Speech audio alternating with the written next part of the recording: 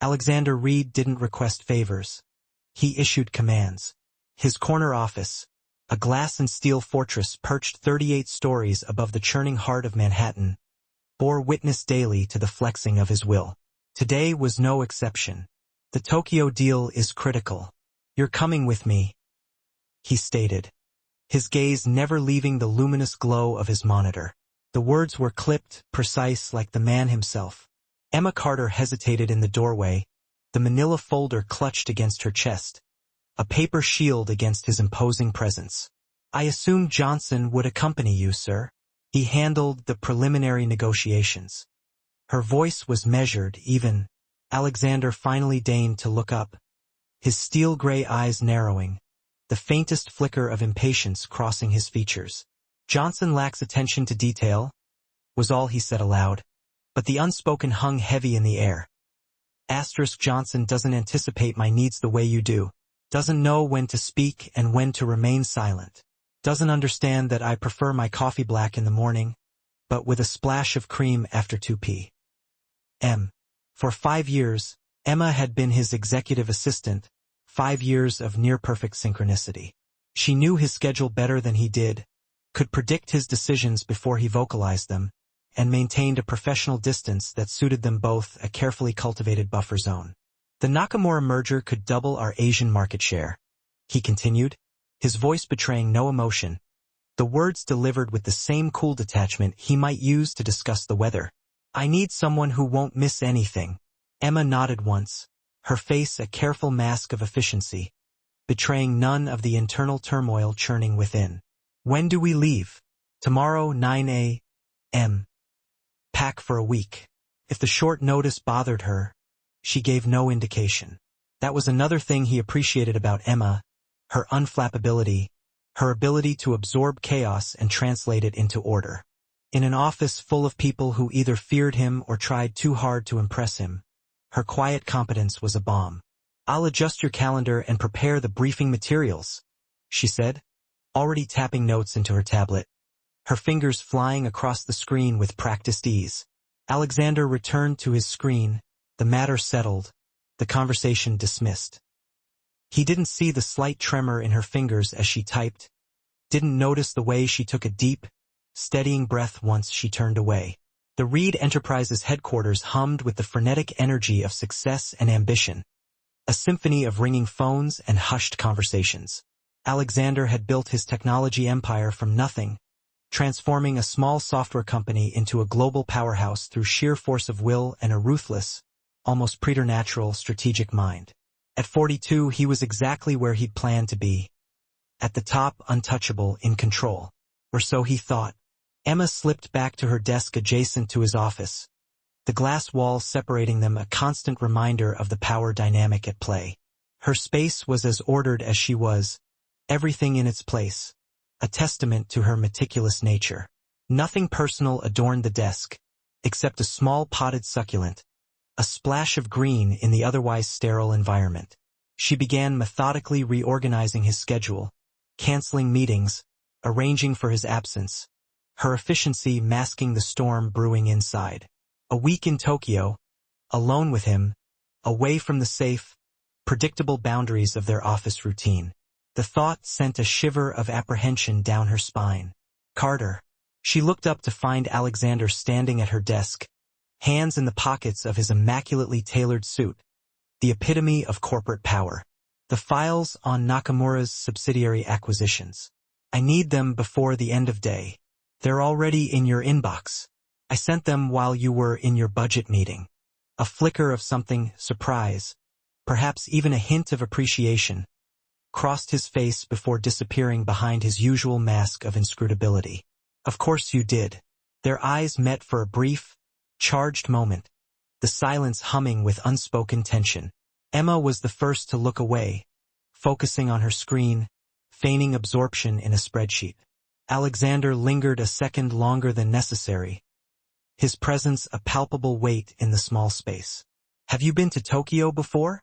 The personal question caught her completely off guard, a deviation from their carefully constructed script. No, it's intense. The sensory overload can be distracting. Was that concern in his voice? Emma couldn't decipher it.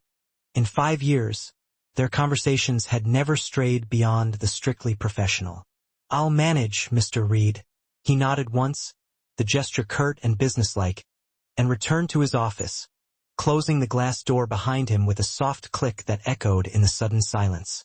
Emma released a breath she hadn't realized she was holding, the tension slowly draining from her muscles. Colleagues often mistook her quietness for shyness or timidity, failing to see the steel beneath the surface. They didn't understand that it was a choice, a carefully constructed defense mechanism. Growing up with 4 boisterous brothers in a small, chaotic house had taught her the power of observation, the value of speaking only when necessary. In the corporate world, this restraint had become her greatest strength. Alexander Reed might be known for his emotional detachment, but Emma had her own armor, forged in the fires of a different kind of battle. By 6 p.m., the office had emptied, the relentless hum of activity replaced by an eerie quiet. Emma remained, finalizing the details for their trip, her dedication unwavering. Through the glass wall, she could see Alexander still at his desk, the fluorescent light reflecting off his intense gaze. His tie was loosened, his sleeves rolled up, revealing strong forearms as he reviewed documents, his concentration absolute. Her phone buzzed with a text from her roommate. Asterisk still coming to Jen's birthday drinks? Emma sighed, the thought of tequila shots and forced socializing suddenly unbearable. Asterisk can't. Heading to Tokyo tomorrow with Reed. The response came immediately. Asterisk OMG. A week with the Ice King? Rip Emma. Emma smiled slightly at the nickname. The staff called him that behind his back. The Ice King, the Machine, the Terminator. They saw only his cold exterior, his demanding standards, the relentless pursuit of perfection. They didn't see what she saw. The way his jaw tightened almost imperceptibly when he had to fire someone, the extra zeros he quietly added to employee emergency funds, the fact that he remembered every detail about ongoing projects but never took credit for others' work. Her phone buzzed again. Asterisk don't let him work you to death. And please tell me you're packing something other than those librarian outfits. Emma glanced down at her modest navy dress and sensible pumps, then at her boss through the glass. There was safety in being invisible, in being seen only for her competence, in deflecting attention away from herself. Alexander looked up suddenly, catching her gaze. For a heartbeat, neither looked away, the silence stretching between them, thick with unspoken words. Emma broke first, returning to her screen, her heart pounding against her ribs. But something had shifted, a hairline fracture in the perfect professional distance they'd maintained for 5 years. Tomorrow, they would board his private jet, cross an ocean, and step into a different world, one without the familiar buffer of office politics and predictable routines. Emma shut down her computer with a decisive click, the sound echoing in the quiet office. Whatever happened in Tokyo, she would maintain her boundaries, she vowed. Alexander Reed might control his empire with an iron will, but Emma Carter controlled herself with quiet steel.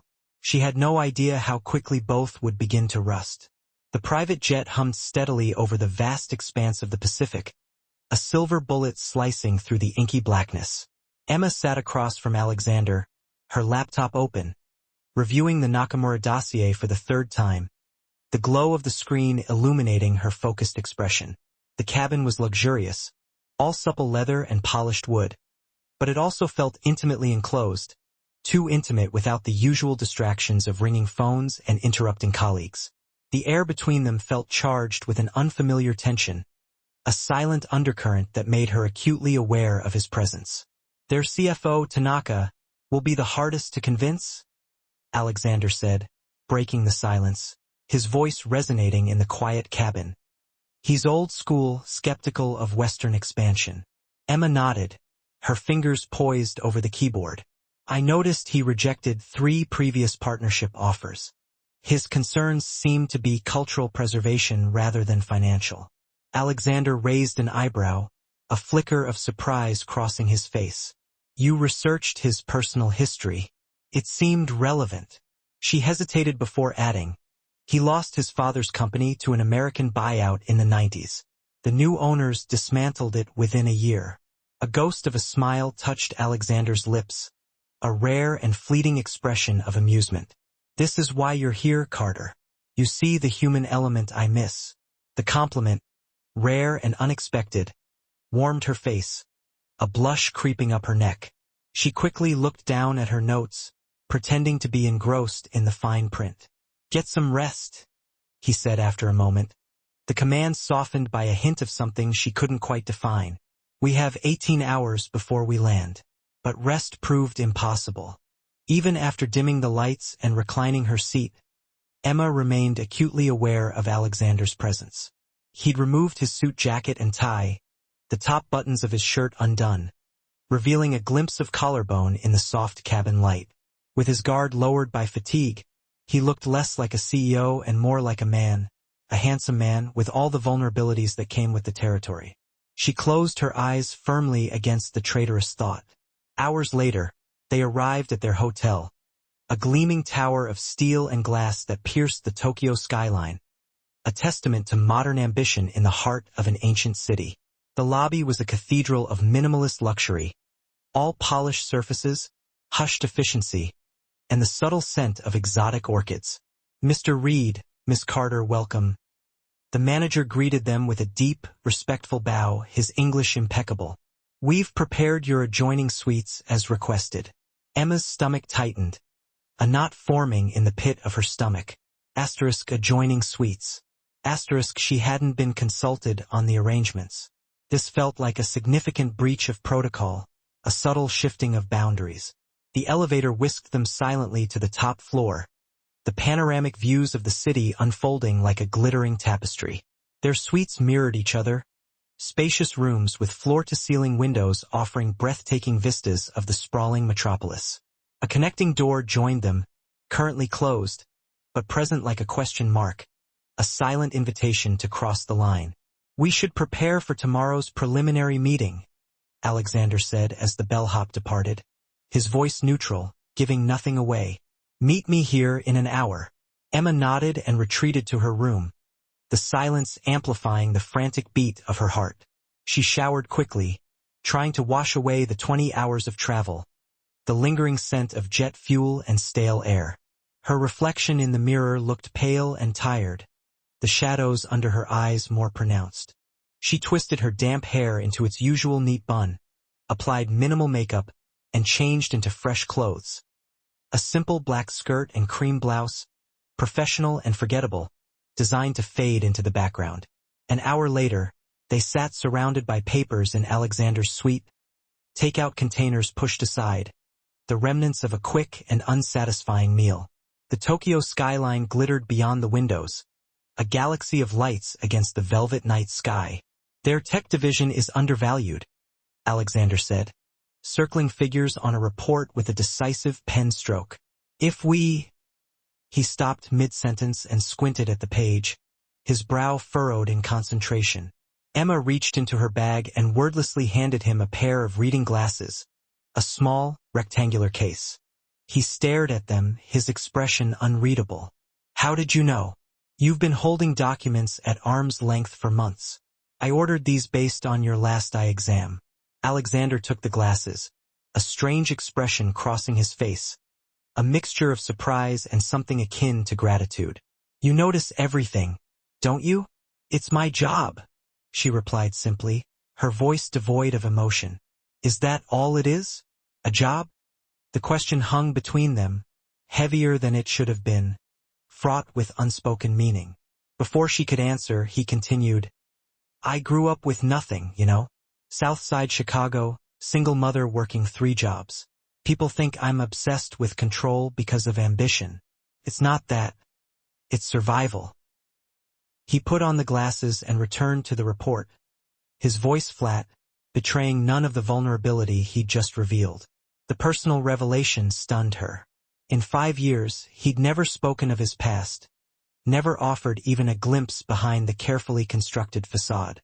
"My father left when I was 4, she found herself saying, the words tumbling out before she could censor them. "My mother raised 5 kids on a teacher's salary in rural Minnesota. I learned to be invisible." It was easier that way. Alexander looked up, truly seeing her for perhaps the first time. His gaze lingering on her face with an intensity that made her breath catch in her throat.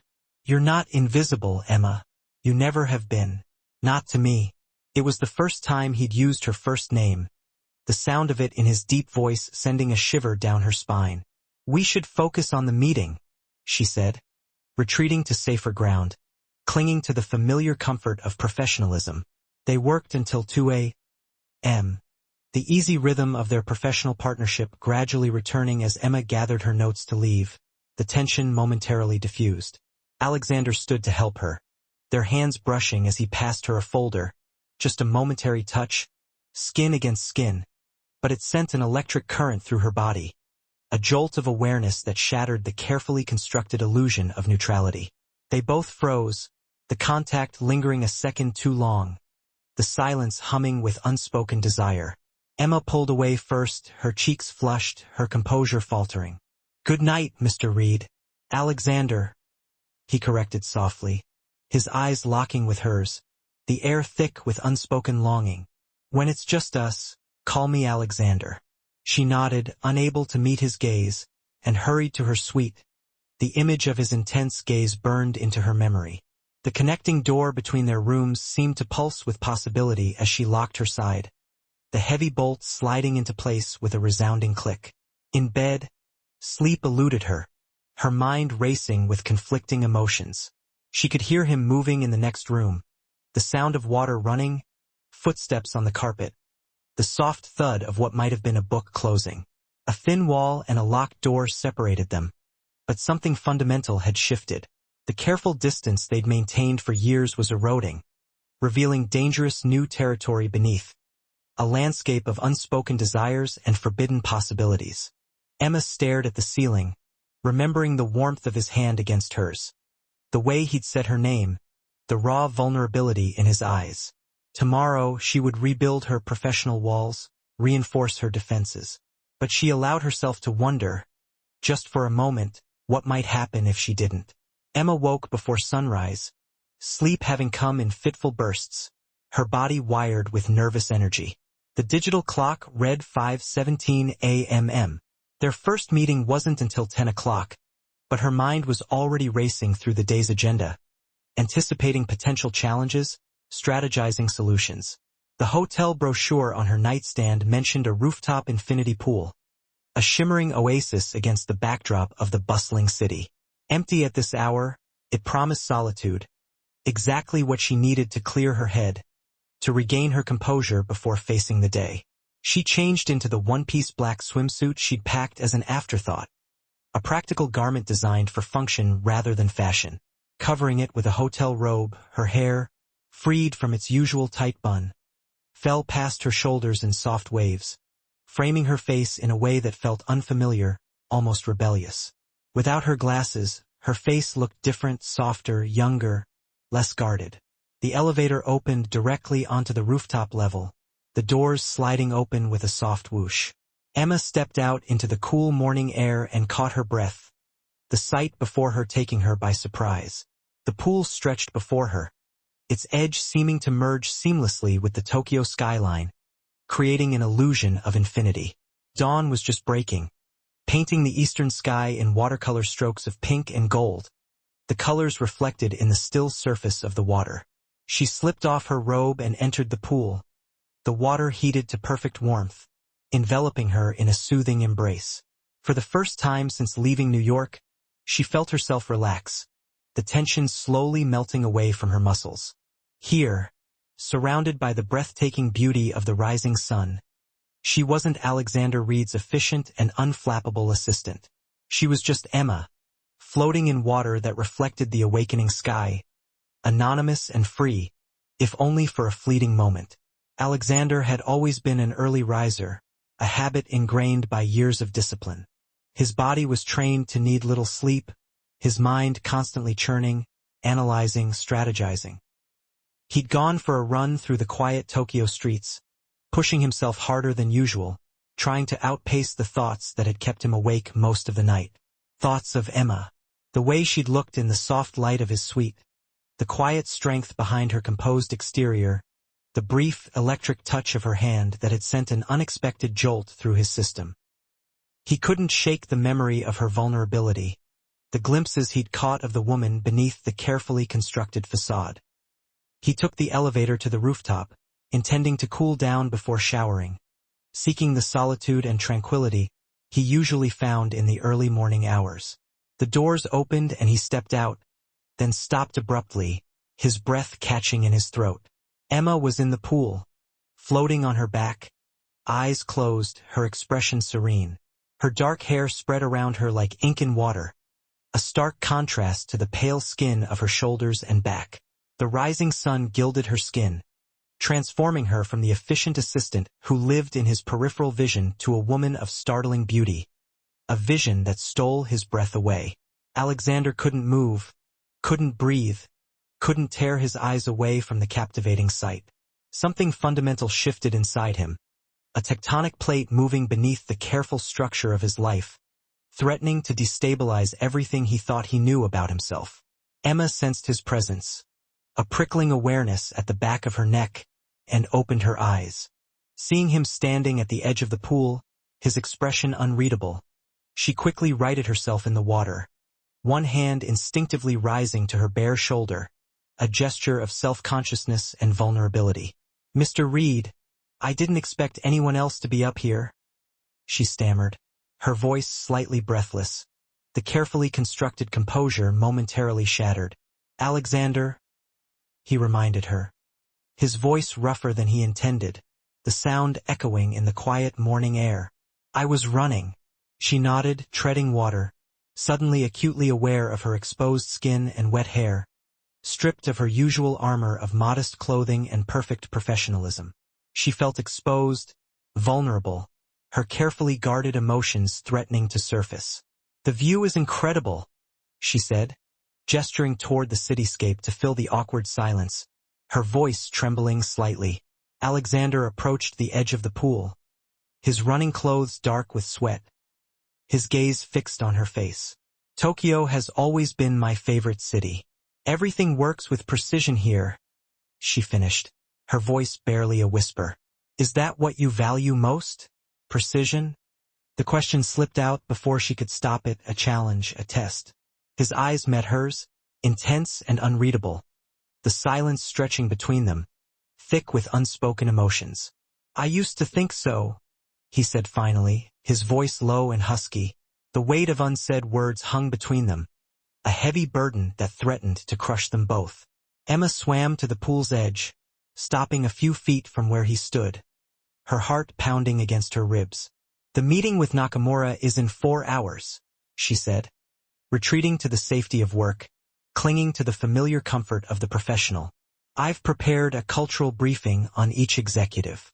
Alexander nodded, but his eyes never left her face, his gaze lingering on her features with an intensity that made her breath catch in her throat. "You look different. I don't have my glasses," she explained, suddenly self-conscious, her hand instinctively reaching for her face, as if to reassure herself that she was still hidden behind her carefully constructed facade. "That's not what I meant," he said softly, his voice a caress. Emma's heart stuttered, skipping a beat. She needed to get out of the pool, needed to put distance between them, needed to regain control of the situation before it spiraled completely out of control. But doing so meant exposing more of herself to his gaze, drawing on her dwindling reserves of professional composure. She moved to the steps and emerged from the water, shivering slightly in the cool morning air, quickly wrapping herself in her robe, her movements jerky and uncoordinated. Water droplets traced paths down her neck, disappearing beneath the collar of her robe, the visual a potent reminder of her vulnerability.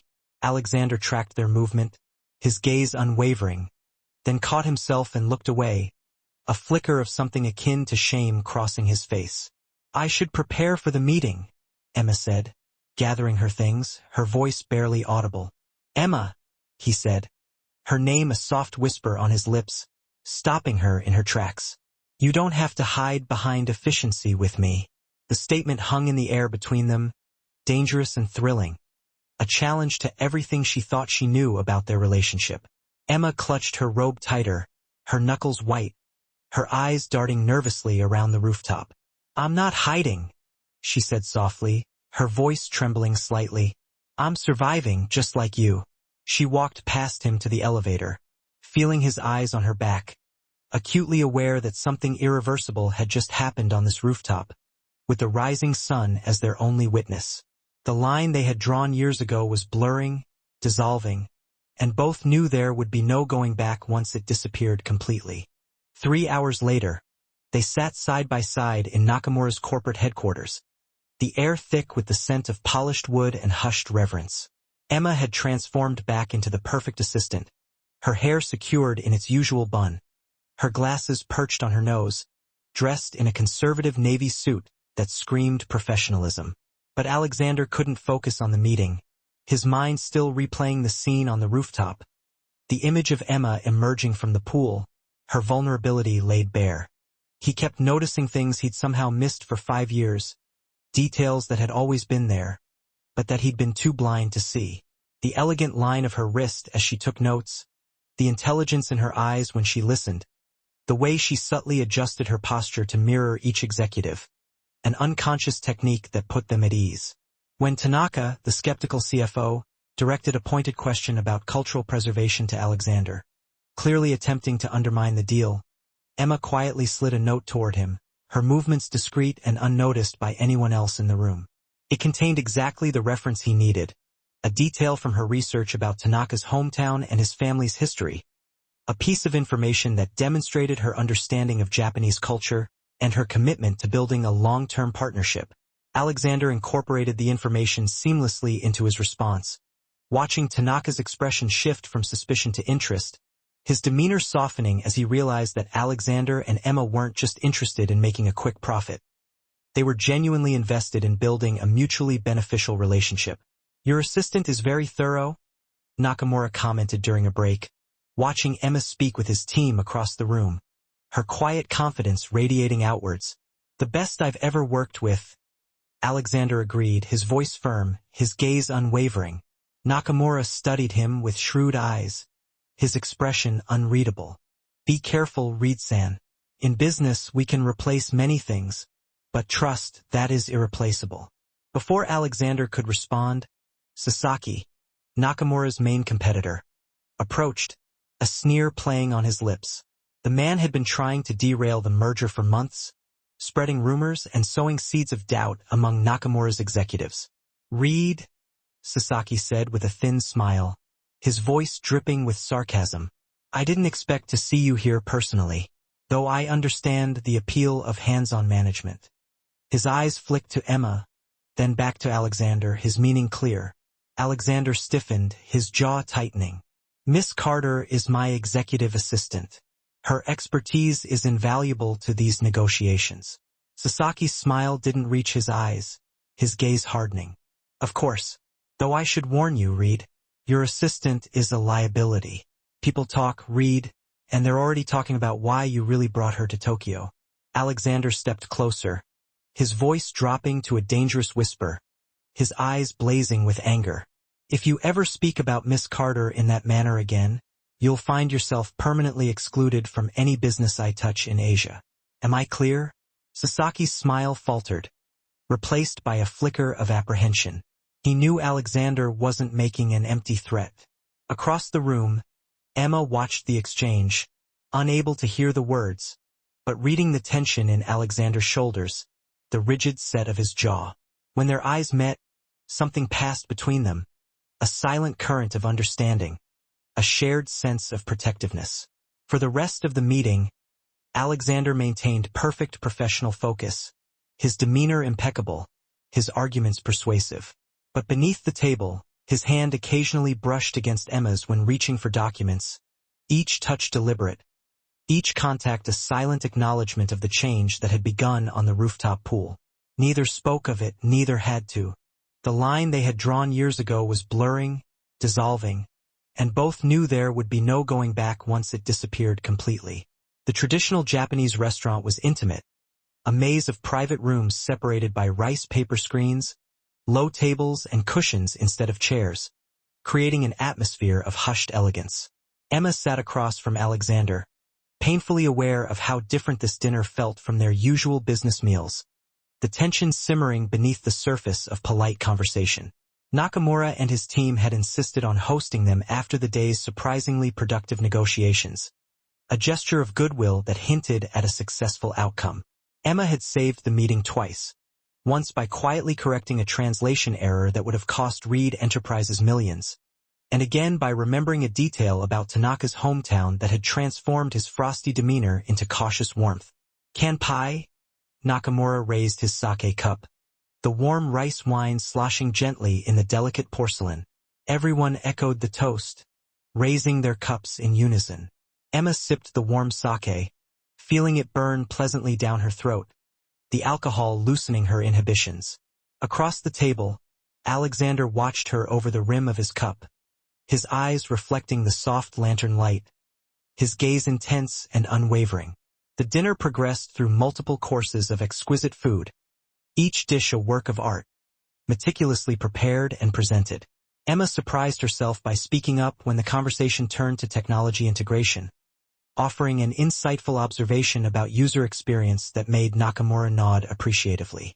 "Your assistant understands our philosophy better than most Western executives," he told Alexander, his eyes twinkling. "The technology must serve the human, not replace human connection." Alexander's eyes never left Emma's face, his gaze lingering on her features with an intensity that made her cheeks warm. "She sees things others miss," he said softly, his voice barely audible. The weight of his gaze made her cheeks flush, her heart pounding against her ribs. She looked down at her plate, using her chopsticks to not when the fallout could obliterate everything she had painstakingly built. In the adjacent room, Alexander stood like a brooding statue before the panoramic window, his gaze fixed on the tempestuous storm thrashing the city below. 5 years of carefully maintained professional detachment had crumbled into dust in a mere 3 days. The stolen moments by the rooftop pool, the electric brush of hands during boardroom meetings, the raw, unfiltered honesty exchanged on that rain-swept balcony. He'd constructed his empire on calculated gambles, each move meticulously planned. But this felt alien, uncharted. This wasn't about spreadsheets and market projections. This was Emma, the one person who effortlessly peeled back his layers of armor, who intuitively anticipated his every need, who challenged him with unwavering conviction and zero fear. The storm outside mirrored the internal maelstrom brewing within them, a perfect, if heavy-handed, metaphor for the unspoken desires and simmering tensions. Neither of them fully grasped it yet, but the real tempest wouldn't erupt until they were back on familiar soil in New York, where cold, hard reality waited to test the fragile, nascent truth they had tentatively discovered amidst the neon glow of Tokyo. The Reed Enterprises headquarters felt oppressively claustrophobic after the liberating expanse of Tokyo. Emma navigated the familiar corridors, acutely aware of the inquisitive glances and hushed whispers that followed her like unwanted shadows. "How was Tokyo?" Diane, her relentlessly curious colleague, inquired, leaning against Emma's desk with poorly concealed interest. "Productive, I presume?" Emma offered a curt, professional nod, meticulously sorting through the week's backlog of accumulated mail. "The merger is proceeding as planned." "And Reed? Was he his usual charming self?" Diane's tone dripped with a subtle, almost undetectable venom, making the question far more loaded than it initially appeared. Emma kept her expression an unreadable mask. Mr. Reed was professional as always. Although, she silently amended, Alexander hadn't been his usual, impeccably controlled self since their return 3 days prior. He was now maintaining a rigid, almost painful distance, their interactions pared down to the bare necessities of work-related discussions. The invisible connecting door that had existed between them in Tokyo, both literally in their conjoined suite and figuratively in their shared vulnerability, had been slammed shut and replaced with an impenetrable wall of formality. Emma tried to convince herself this was, for the best, the only sane course of action. Whatever fleeting connection they had forged in Tokyo, the stolen kisses by the rooftop pool, the soul-bearing confessions on the balcony during the storm, belonged to a different, almost dreamlike reality. Here, within the sterile confines of Reed Enterprises, he was the all-powerful CEO, and she was merely his assistant. The natural order had been irrevocably restored. So why did it feel so profoundly, gut-wrenchingly wrong? She glanced up, catching Alexander watching her through the expansive glass wall of his office. Their eyes locked for a fleeting, almost imperceptible moment, a silent exchange of unspoken emotions, before he abruptly averted his gaze, immersing himself in a conversation with the company's legal counsel at precisely 2:15 p.m. Emma entered his office with his afternoon coffee, black with a splash of cream, prepared exactly to his specifications, a habit ingrained over years of anticipating his needs. "The quarterly reports are ready for your review," she stated, placing the cup carefully on his meticulously organized desk. "And the board meeting has been moved to 4 p.m. Alexander offered a curt nod, not bothering to look up from the complex equations swirling across his computer screen. "Thank you, Miss Carter." Miss Carter, not Emma. The formality stung, an unexpected sting of rejection that resonated far deeper than it logically should have. As she turned to leave, he spoke again, his voice clipped and devoid of warmth. "Wait." Emma paused, her hand still gripping the cool metal of the door handle. "There's something on your desk for the Tokyo presentation." Confused, Emma returned to her desk. Tucked beside her keyboard sat a small, elegantly wrapped package, adorned with simple blue paper tied with a satin ribbon. Stealing a furtive glance at Alexander's office, she saw him engrossed in his computer screen, deliberately avoiding her gaze. With trembling hands, she carefully unwrapped the package. Inside nestled a delicate hairpin, crafted from hand-painted porcelain. It depicted a single cherry blossom branch, adorned with exquisitely detailed tiny pink flowers. It was breathtakingly beautiful, undeniably expensive, and utterly, undeniably personal. Emma's throat tightened, constricting her ability to breathe. This wasn't some generic business gift. This was Alexander remembering how she had lingered by the hotel garden, captivated by the ephemeral beauty of the cherry blossoms. A private moment she hadn't even realized he had consciously registered. She hastily slipped the hairpin into her desk drawer, concealing it just as Diane breezed by, raising a questioning eyebrow at Emma's suddenly flushed cheeks. Over the next few days, the whispers grew louder, more brazen. Emma couldn't escape the speculative glances that pierced her when Alexander summoned her into his office, the knowing smirks that followed her when she stayed late into the evening, diligently preparing his presentations. What they couldn't see were the subtle, almost imperceptible shifts in their dynamic. The coffee Alexander occasionally left on her desk before she arrived, an unexpected act of kindness. The way he now asked rather than commanded, his requests tinged with a newfound respect. The brief, electric moment in the elevator when his hand had brushed against hers, deliberately, lingeringly. She was almost certain. Then came the pivotal board meeting, the event that irrevocably altered everything. Emma stood against the wall with the other assistants, dutifully taking notes as Alexander meticulously presented the details of the Tokyo merger. When a particularly contentious clause came under scrutiny, he turned unexpectedly toward her. "Emma, you worked closely on this section. Would you explain the rationale behind it?" The room fell into stunned silence. Senior executives simply did not invite assistants to speak during formal board meetings. Emma rose, a wave of surprise washing over her, but she maintained her composure. "The clause is designed to protect Nakamura's core cultural priorities, while simultaneously allowing for seamless technological integration.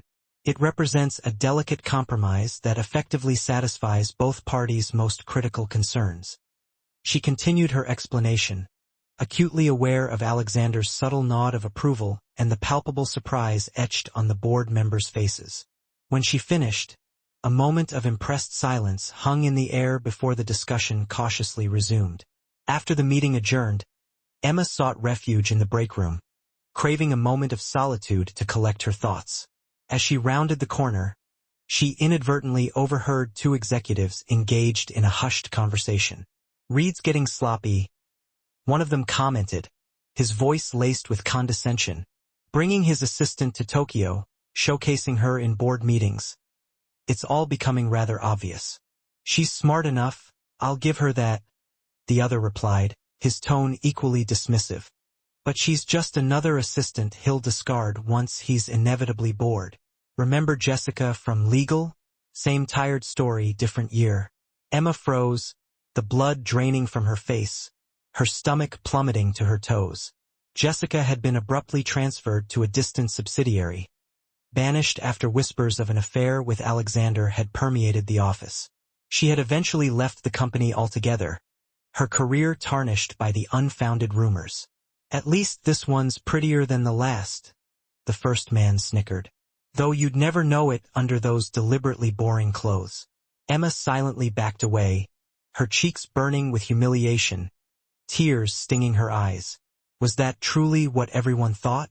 That she was brazenly sleeping her way into Alexander's favor? That she was merely the latest in a long line of disposable women, trophies to be displayed and then discarded? Worse still, was it actually true? Was she just another fleeting distraction for a powerful man who would inevitably tire of her, leaving her reputation and career in ruins? She numbly returned to her desk, the exhilarating victory of the board meeting now reduced to ashes in her mouth. Through the clear glass wall, she could see Alexander on a phone call, a figure of immense power and untouchable authority in his carefully constructed domain. What had she been thinking? That Tokyo had fundamentally changed him? That his small, carefully orchestrated gestures meant something real, something lasting? With trembling hands, Emma opened a blank document on her computer and began to type. 20 minutes later, she printed it out, placed it in a sealed envelope, and centered it deliberately on her desk. Her letter of resignation, effective immediately. Silently, methodically, she gathered her few personal belongings, including the cherry blossom hairpin, which she hesitated over for a long, agonizing moment before ultimately leaving it in her drawer. She couldn't bear to take it with her, a constant reminder of her foolish hope, but she couldn't bring herself to return it to him either. Emma glanced one last time at Alexander through the glass. He was still deeply engrossed in his call, his back turned to her, completely oblivious to the fact that she was quietly walking away, forever. It was better this way, a clean break before she irrevocably damaged her professional reputation, before she became another juicy office rumor, before she foolishly gave her heart to a man who seemed to collect people like assets, strategically acquiring and then discarding them when they no longer served his ultimate purpose. Better to leave now, while she could still recognize the woman staring back at her in the mirror. Alexander stared at the empty desk outside his office, a void where Emma's presence used to be. 3 days had passed since her unexpected resignation, and the temporary assistant HR had assigned him was utterly useless. She couldn't anticipate his needs, couldn't filter the incessant barrage of unnecessary information, and talked incessantly about inconsequential matters. He picked up Emma's resignation letter for the 100th time, rereading the carefully worded, professionally distant explanation that somehow managed to explain absolutely nothing at all. The entire office felt fundamentally wrong without her quiet presence, the subtle energy she brought to the space. He found himself unconsciously looking up whenever the elevator doors opened, half expecting to see her walk in, her tablet clutched in her hand, wearing that small, contained smile she reserved for early mornings. "You look terrible, Marcus," his CFO and oldest friend observed from the doorway, his expression a mixture of concern and amusement. "Is this still about your assistant?" Alexander tossed the letter back onto the desk. "She wasn't just an assistant." "Clearly," Marcus said dryly, raising a skeptical eyebrow. "Which is precisely why you need to fix this. Whatever this is, before it consumes you entirely." "I can't. She left because of the rumors. Because of me." "Since when does Alexander Reed give a damn about rumors?" Marcus scoffed. "Since they hurt her." Alexander ran a frustrated hand through his hair, unusually disheveled from a string of sleepless nights. "You didn't hear what they were saying." Marcus studied him with newfound interest, a flicker of genuine surprise in his eyes. "I've known you for 20 years, Alex, and I've never seen you this, affected by anyone." He paused, then continued with a rare display of earnestness. So, here's my advice, unsolicited though it may be. Stop hiding behind your desk, stop analyzing every possible outcome, and go get her. Tell her how you feel, for God's sake. It's not that simple, Marcus. It never is. It never is, Marcus agreed with a knowing shrug. But I've watched you acquire companies that everyone said were impossible to get, navigate treacherous legal battles, and outmaneuver ruthless competitors. You've never backed down from a challenge before. So why start now? Alexander looked out at the vast Manhattan skyline, his gaze distant, remembering Emma standing by the windows in Tokyo, silhouetted against the lights of a different city. This isn't a business deal, Marcus. You don't understand. No, Marcus said quietly, his voice devoid of sarcasm. It's more important.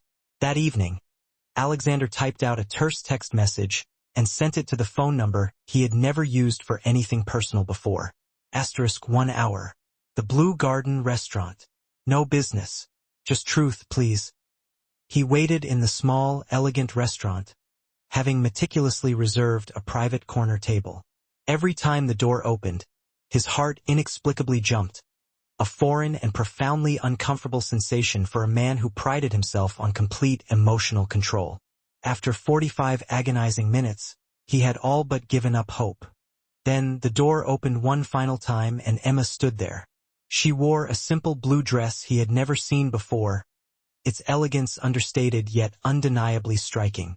Her hair was loose around her shoulders, without the constraints of her usual professional bun, reminding him of how she had looked by the pool in Tokyo, relaxed and unburdened, without the shield of her professional attire. She looked both more vulnerable and somehow infinitely stronger, radiating an inner strength that simultaneously intimidated and captivated him. Alexander stood as she approached the table, his movements uncharacteristically hesitant. You came? I almost didn't, she admitted, her voice barely above a whisper as she took the seat across from him. Thank you for giving me this chance. He studied her face intently, noticing the subtle shadows under her eyes that mirrored his own, the faint traces of unshed tears. How are you, Emma? I have 3 job interviews scheduled for next week, she said, pointedly avoiding the real question that hung heavy in the air between them. All executive assistant positions. You could be so much more than an assistant, Emma. You're smarter and more capable than half the executives I know. She met his gaze directly, her eyes searching his with an almost unnerving intensity. Is that why you asked me here, Alexander? For career advice? No. Alexander took a deep breath, steeling himself. I asked you here because I can't function without you. The office is empty without you. I hate it. You'll adjust, Emma replied, her voice carefully neutral. Everyone is replaceable, Alexander. That's how business works. Not you. The words came out rougher, more desperate than he had intended. I've controlled everything in my life, Emma. My company, my image, my emotions. Everything except how I feel about you. Emma's hands tightened imperceptibly around her water glass, her knuckles turning white. And what exactly do you feel, Alexander? I think I'm falling in love with you. The admission hung in the air between them, a heavy, almost suffocating weight. And it terrifies me. Emma's expression softened slightly, a flicker of warmth momentarily replacing the guardedness in her eyes, then hardened again, as if she were consciously rebuilding the walls he had unwittingly started to tear down. Do you even realize what people were saying, Alexander? That I'm just another assistant you'll eventually discard. A stepping stone to some other, more ambitious pursuit. That Tokyo was just... She couldn't bring herself to finish the sentence. I heard the rumors, he said quietly, his voice filled with a mixture of remorse and self-loathing. I should have protected you from them. It was my responsibility and I failed. I don't need protection, Alexander. I need honesty. Emma leaned forward, her voice low and unwavering. They mentioned someone named Jessica, from legal. Alexander closed his eyes briefly, a wave of weariness washing over him. Jessica worked in the legal department 5 years ago. We had dinner once, Emma. Professional, strictly business. Nothing more. But rumors started, fueled by office gossip and speculation. She felt uncomfortable, so she requested a transfer. I granted it to stop the gossip from spiraling out of control. That's the unvarnished truth. And what about me, Alexander? What am I to you? Everything. The word escaped before he could fully measure its weight, before he could analyze the potential ramifications. You're the first person I want to tell when something goes right, the only person I trust implicitly when things go wrong. You see me, Emma. Not the CEO, not the reputation, not the carefully constructed facade. Just me. Emma was silent for a long, agonizing moment, her expression unreadable. Even if I believed you, Alexander, there's still the inherent power imbalance. You're the CEO, I was your assistant. That dynamic doesn't just disappear overnight. Alexander emphasized, asterisk was asterisk your assistant. You don't work for me anymore. But if you did come back, it would be different, Emma. I promise you that. Any position you want, any challenge you desire, or none at all, if that's what you truly prefer. And if the rumors continue, then we face them together, openly and honestly, regardless of the consequences. Alexander reached across the table, his fingers hovering just above her hand, not quite daring to make contact. I'm not asking you to trust me blindly, Emma. I'm asking for a chance to earn your trust, to prove that I'm worthy of your respect, your friendship, and perhaps, eventually, your love. Emma studied him intently, her gaze unwavering, dissecting every nuance of his expression. This powerful, self-assured man, who now looked somehow smaller, more vulnerable without his usual armor of confidence, whose eyes held a raw vulnerability she had never witnessed before. I have conditions, she said finally, her voice regaining its characteristic strength. A flicker of hope ignited in his eyes, momentarily eclipsing the exhaustion and uncertainty. Name them, Emma. Anything. First, if I come back to Reed Enterprises, it won't be as your assistant. I want to head the user experience division. I have ideas, innovative strategies that could fundamentally improve every product we make, enhance the overall customer experience, and drive unprecedented growth for the company. Alexander nodded without hesitation. Done. Consider it done. What else? Second, Emma said, her voice softening almost imperceptibly. We move slowly, Alexander. Whatever this is between us, it needs time to develop organically, outside the pressure cooker of the office. I need to be certain that what we're building is real, that it can withstand the scrutiny and the challenges that inevitably lie ahead. Agreed, Alexander said, his voice sincere. I understand. Third, Emma said, her voice barely above a whisper. No more walls, Alexander. No more hiding behind carefully constructed professionalism or ironclad emotional control. Just honesty, even when it's difficult, even when it's painful. Alexander finally reached for her hand, and this time she didn't pull away. She let him take it, his warm fingers enveloping hers. I've spent my entire life building walls, Emma. They've served as protection, as a shield against vulnerability. But you're the only one I want to let inside them, the only one I trust enough to see the man beneath the CEO. This won't be easy, Alexander, she warned, her eyes searching his. People will talk. They always do. Let them, he said, his voice resolute.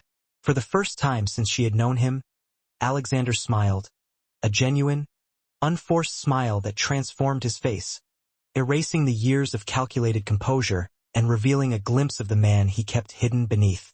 I've spent too long worrying about what others think, Emma. The only opinion I truly care about now is yours. Emma felt something tight in her chest begin to unravel, a knot of fear and self-doubt slowly loosening its grip. I think I'm falling in love with you too, Alexander. The admission cost her something, a piece of her carefully guarded pride, perhaps, or the last vestiges of her protective armor. But the way Alexander was looking at her, his eyes filled with a mixture of adoration and gratitude, made it all feel worth the risk. Then we'll figure out the rest together, Emma, he said, his voice filled with unwavering conviction. Squeezing her hand gently, he added, one step at a time. 6 months later, Emma stood in Alexander's office. Now her office, too. They had removed the glass wall that had once separated their spaces after her well-deserved promotion to head of user experience.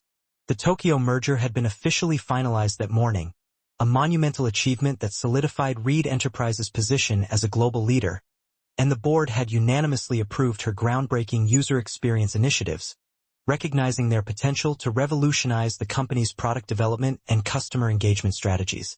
Alexander entered, loosening his tie, signaling that he was ready to leave for the evening. Nakamura wants to celebrate our success with a formal dinner. Emma smiled, her fingers instinctively touching the delicate cherry blossom hairpin she now wore openly, almost as a symbol of their shared journey, a silent reminder of the vulnerability and honesty they had discovered in Tokyo. I just need to finish this report, and then I'm all yours. He moved silently behind her, placing his hands gently on her shoulders, his touch both possessive and reassuring. Have I told you today how incredibly brilliant you are, Emma? Only twice, she teased, leaning back against him, reveling in the warmth of his presence. The glass walls that once symbolized separation and control now hid nothing. The staff members could see them, glancing their way with open curiosity. Some were smiling, genuinely happy for their success. Others were still whispering, perpetuating their gossip, but the nature of the rumors had subtly changed. Now, people spoke of how Reed had finally met his match, a woman who was his equal in every way, how the company had flourished under their joint leadership, how the Ice King had finally thawed. Tokyo changed everything, didn't it? Alexander murmured against her hair, his voice filled with a lingering sense of awe. Emma turned to face him, her eyes filled with love and unwavering certainty. No, Alexander. We changed everything. Tokyo just gave us the courage to try, the impetus to step outside our comfort zones and embrace the unknown. As they left the office together, neither hiding nor flaunting their relationship, but simply existing as two people who loved and respected each other, Emma realized that true power wasn't about control at all. It was about vulnerability, about the courage to risk everything for something real, something meaningful. And for a woman who had spent her entire life feeling invisible, blending into the background, being truly seen, truly valued, and truly loved, was the most powerful feeling of all.